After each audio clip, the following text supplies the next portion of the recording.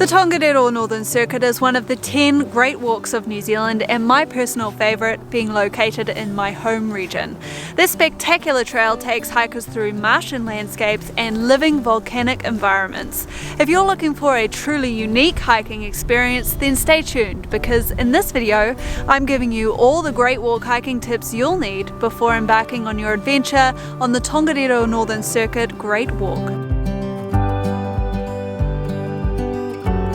The Tongariro Northern Circuit is a 43-kilometre loop track which can be completed in as little as 2 and as many as 4 days. One of the most unique great walks of New Zealand, the track offers a glimpse into Aotearoa's wild and violent volcanic past through its introduction to the Tongariro National Park, New Zealand's first and just the 6th to be created in the world. The park's 786 square kilometres also holds dual UNESCO World Heritage status for both outstanding natural landscapes and cultural values. With its official start and end point in the small village of Whakapapa on the slopes of Mount Ruapehu, the track is commonly hiked in a clockwise direction due to the technical nature of the Mount Tongariro Traverse, which is much easier when attempted in a south to north direction. But don't let that stop you from designing your own adventure. Points of access to the track are plentiful, allowing optimum creativity when planning your trip and making your bookings. The Northern Circuit requires a moderate level of fitness due to the constant action of hiking in and out of ancient lava flows, as well as the grueling ascent up to Red Crater, the track's highest point.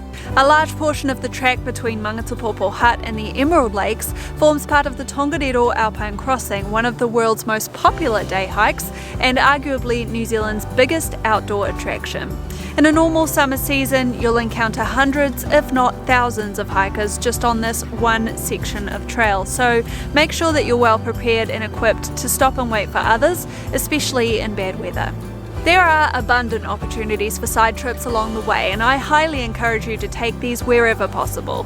Whether it's a short 5 to 10 minute detour to sites such as Soda Springs, or longer 1.5 to 2 hour off-track adventures to the Tama Lakes. These excursions better acquaint you with the park and will leave you wanting much more. An early arrival at Waihohonu Hut on day 3 allows plenty of time to explore the nearby crystal clear Ohinapango Springs, and don't miss visiting historic Waihohonu Hut, the oldest in the Tongariro National Park. Having said that though, I would discourage you from attempting to summit any of the nearby peaks, especially that of Mount Narahoi, which has been popularised over the past few decades due to the rise of social media and a certain film franchise. Hordes of visitors over the years have resulted not only in the degradation of the natural environment, but also lack of respect for the local Māori iwi, who see it as highly disrespectful to stand on top of these maunga or mountains. If, though, you still wish to attempt the summit, be aware that there's no longer any marked track to the top, and the climb comprises 600 vertical metres of technical scrambling up a steep and loose ski slope. The Tongariro Northern Circuit is located in the Tongariro National Park in the central North Island region of New Zealand. The circuit track can be hiked in either a clockwise or anti-clockwise direction, commonly taking average hikers 4 days to complete. Take the lower Taranaki Falls track from Narahoi Terrace until you reach a junction with the Mangatapopo track. Immediately cross a bridge and leave the cover of beech forest to head out over rolling alpine landscape towards the Mangatapopo Valley and your destination for the first night at the Mangatapopo Hut.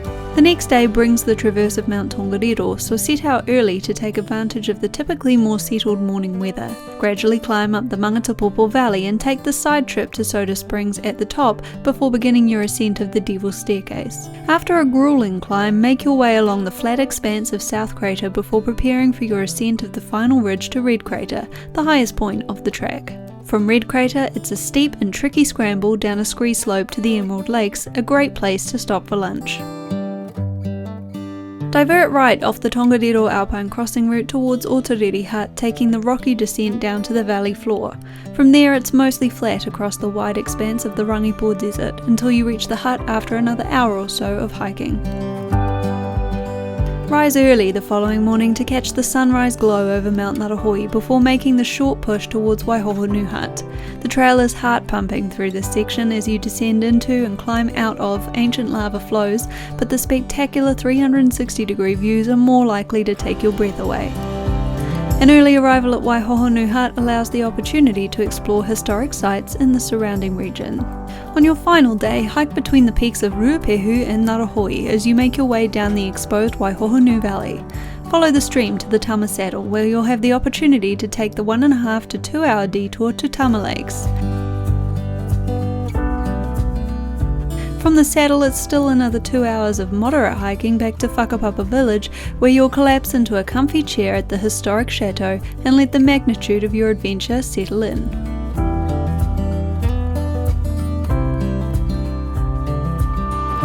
The Tongariro Northern Circuit is one of the easiest New Zealand Great Walks to get to, being centrally located in the North Island and close to popular day hikes and tourist attractions.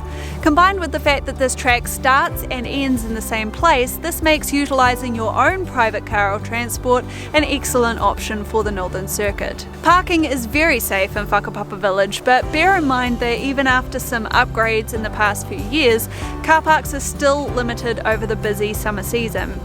Overnight and multi-day parking permits can be obtained for free from the Whakapapa Visitor Centre, so organise one of these upon your arrival. The popularity of the Tongariro Alpine crossing means that the park is also well serviced by private shuttle companies, which depart from all the main centres nearby. I've linked to some of the more popular companies in the description below this video, but expect to pay around $75 per person for a shuttle from Taupo, about $55 from Turangi, or around $40 from National Park Village. When you arrive at Whakapapa Village, your next task will be to find the entrance to the track on Ngarahui Terrace. Unfortunately, the main clockwise entrance is hidden from view if you're not specifically looking for it. So if you're setting out in a clockwise direction, you'll want to take the much smaller and inconspicuous looking track marked Lower Taranaki Falls, about 2/3 of the way up Ngarahui Terrace on the left hand side. If you're hiking in an anti-clockwise direction, then you'll want to take the main entrance to the track, which is marked Tongariro Northern Circuit or Upper Taranaki Falls, immediately adjacent to the small car park there. You'll be able to tell if you're heading in the right direction or not based on whether you come across the Taranaki Falls. If you're hiking clockwise but find yourself crossing a bridge over quite a large river above the falls about 45 minutes later, then you've actually gone the wrong way. Take the stairs down to the lower viewpoint and continue along until you reach the right-hand junction with the Mangatapopo track. The poorly marked nature of this track has resulted in fatalities in the past, so if you're unsure, I'd recommend either checking with the visitor centre before you set out or downloading a map app equipped with GPS to your phone beforehand. You'd be forgiven for thinking that the Tongariro National Park has similar weather conditions as nearby towns such as Turangi and Taupo. But remember that this is an alpine environment and much of the track sits at well over 1100 metres above sea level. Alpine environments have very little seasonal variation. High winds, storms, torrential rain and snow can occur at any time of year, even in the height of summer.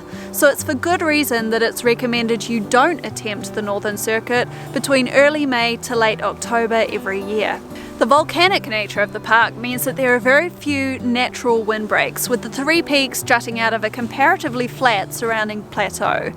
This creates a wind tunnel effect in the valleys between the peaks, bringing winds of over 50 or 60 kilometres per hour on some days and making hiking in exposed and elevated areas very unsafe. There's also a distinct east versus west character to the park, with the western side being typically much wetter and muddier and the eastern side a little bit drier. Weather in the park shouldn't be underestimated. Unprepared or inexperienced hikers are rescued from the Tongariro Alpine crossing every year after run-ins with bad weather, and unfortunately there's usually always at least one death in the park each year. To be a sure and safe hiker on this track, you need to be checking and assessing both the weather and the other members of your group continually, especially on the ascent to Red Crater from Mangatapopo Valley. The valley is surrounded by steep volcanic ridges which protect it from the prevailing westerly weather, and it gives the impression that it's safe to continue. But once you're up on the rim of South Crater at the top of the staircase, you're suddenly exposed to swirling winds and pea soup fogs, and after that, strong wind gusts and whiteout conditions on the ascent to Red Crater. Always check the weather before you go, and I've conveniently linked to the Met Service forecast for the national park in the video description below. You need to be prepared to make the difficult decision to turn back at any time if the weather is bad.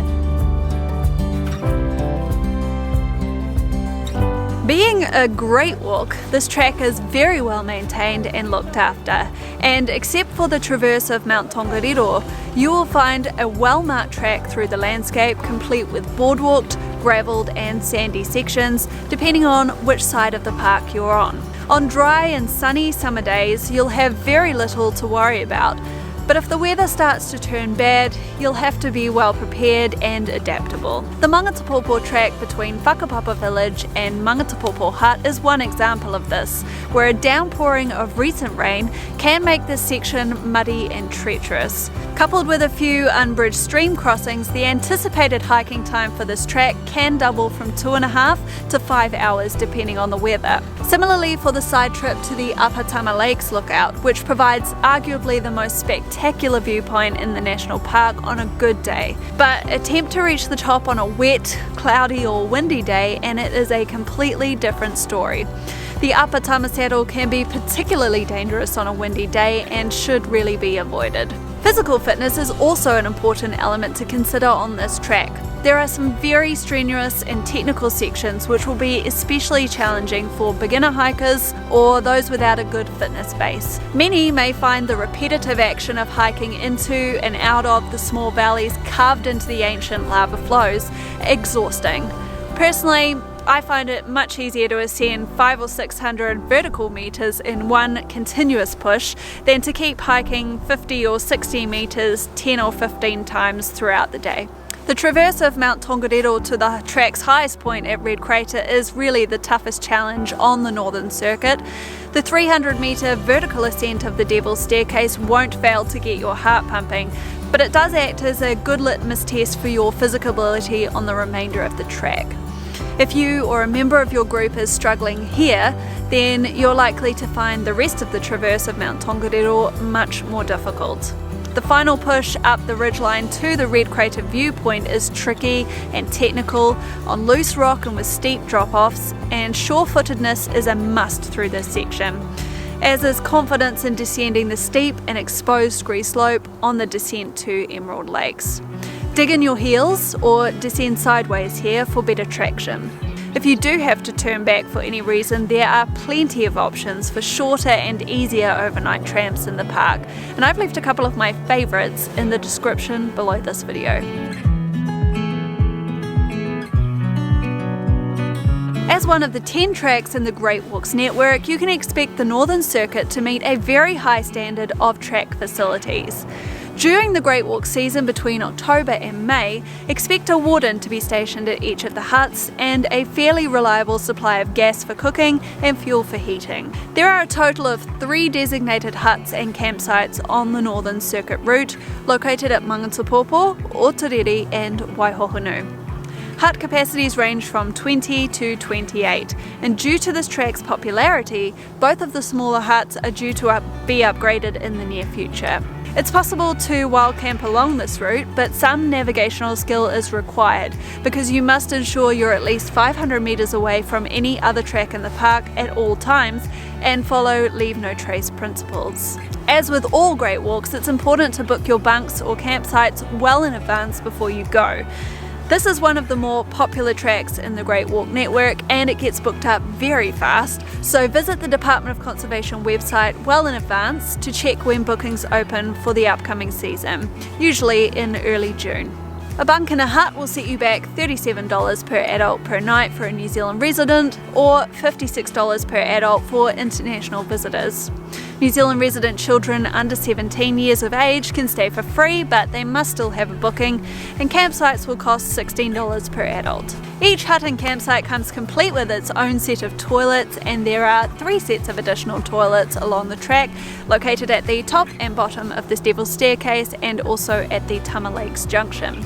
Water at huts and campsites is usually sourced from a nearby stream or rainwater tank, and it's not pre-treated, so make sure that you have a means of treating water with you. Be careful when collecting water from rivers and streams along the rest of the track. Local Māori consider the streams, rivers and lakes on Mount Tongariro tapu or sacred, so taking water from them or disturbing the surface of the lakes in particular is highly disrespectful. And don't forget also that this is a volcanic environment. Many of the streams and lakes on the mountains are contaminated with high quantities of heavy metals, making it unsafe to drink in large amounts. To avoid getting caught out, make sure that you have the capacity to carry at least 2 litres of water per person each day, and on your traverse of Mount Tongariro, maybe even increase that to 3 litres. Unfortunately, the campsites on the Northern Circuit don't have dedicated structures to cook under or to shelter from bad weather. Bear this in mind when you're making your booking, because 2 of the 3 campsites are very exposed to the elements and campers aren't permitted to use hut facilities. Having said that, all of the campsites are very flat and the sandy nature of the soil underneath makes it easy to drive stakes in. Finally, cell phone and data coverage is limited to non-existent on this track, so make sure that you've made any transport arrangements or bookings well in advance to avoid getting caught out.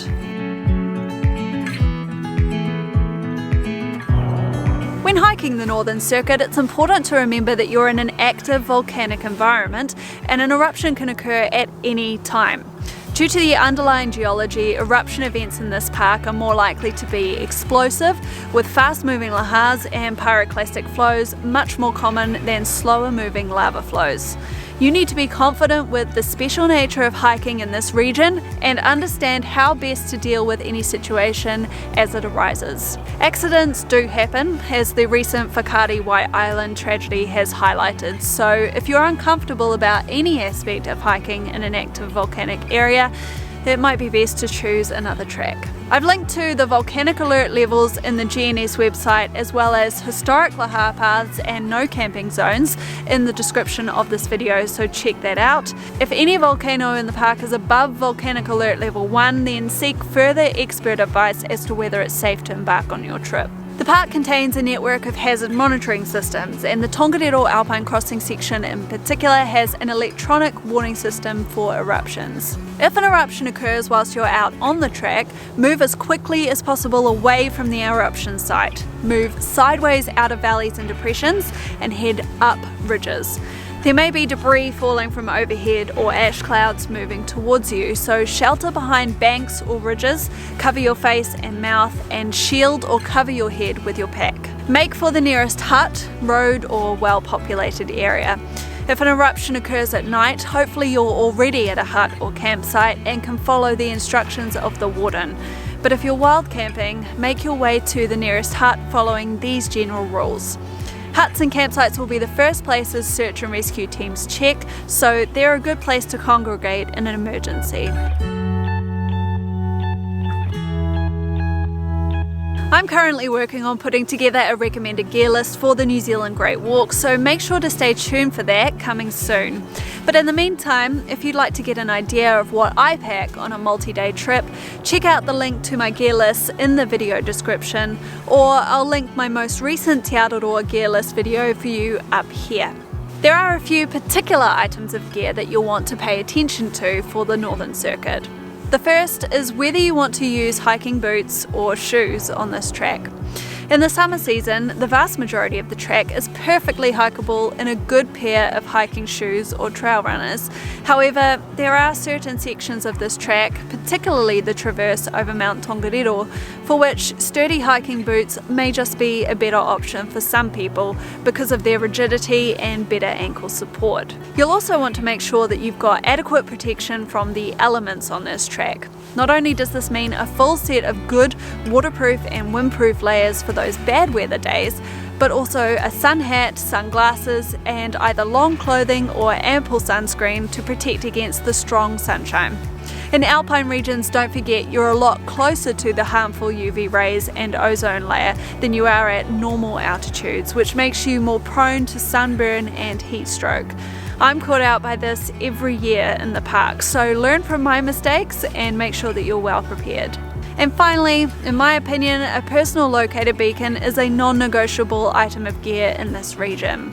Trampers in the Tongariro National Park are one of the most frequently rescued or injured of anywhere else in Aotearoa.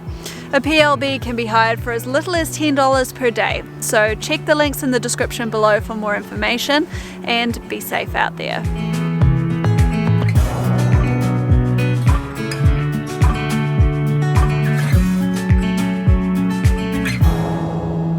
It's been a pleasure to walk you through these great walk hiking tips for the Tongariro Northern Circuit. Located here in my own backyard, this region is home for me, and I feel a special connection to this landscape each time I have the opportunity to visit it. The track's popularity, ease of access and well-trafficked nature make it a good option for less confident hikers, provided that they take note of the warnings and hazards along the way. Join me next week as I bring you part 1 of my 3-day adventure on the Tongariro Northern Circuit Great Walk.